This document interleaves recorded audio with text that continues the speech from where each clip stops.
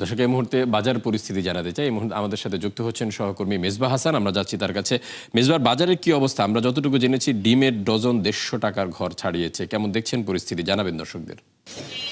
ফারুক, বাজারের অবস্থা বলতে গেলে যে ডিমের ডজন 150 টাকা ছাড়িয়েছে। আমরা যদি গেল এক মাসের ব্যবধানটা টোটাল বলি, যে এক মাসে আগে যে ডিম 110 টাকা ডজন পাওয়া যেত, সেটি 2 সপ্তাহ আগে কিন্তু 120 থেকে 30 টাকা হয়। এখন সেটি বিক্রি হচ্ছে কিন্তু 140 থেকে 50 টাকা, কোনো কোনো বাজারে এটি 160 টাকা পর্যন্ত চলে যাচ্ছে খুচরা বাজারে।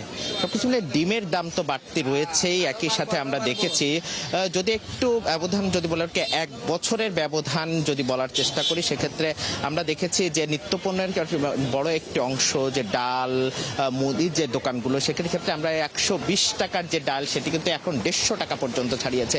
সবকিছু মিলে বাজারের যে স্বাভাবিক গতি, সেটি কিন্তু আমরা দেখেছি জ্বালানি তেলের প্রভাবের পরে কিন্তু বেড়ে এসেছে। বিশেষ করে এখন গ্রীষ্মকালীন সবজির বাজারে এখন বাজারের সরবরাহ কিন্তু রয়েছে, কিন্তু সেই দাম কিন্তু আমরা কমতির দিকে দেখছি না। বিশেষ করে পটল, ঝিঙা, ধুন্দুল থেকে শুরু করে সব সবজির দাম কিন্তু 80 থেকে 100 টাকার ঘরে, কোনো কোনো ক্ষেত্রে সজনা বা অন্যান্য সবজির ক্ষেত্রে কিন্তু 100 টাকা পর্যন্ত ছাড়িয়ে গেছে।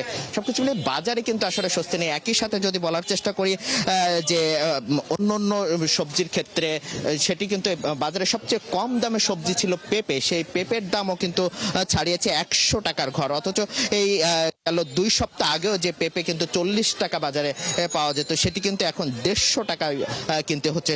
সবক্ষেত্রে বাজারে কিন্তু আসলে স্বস্তির যে জায়গাটা, সেটি কিন্তু আসলে নেই। সব একটি যে জিনিস জানিয়ে রাখি, যে একটি সয়াবিন তেলের দাম কিছুদিন, ভোজ্য তেলের দাম কিন্তু কিছুদিন আগে বাড়ানো হয়েছে।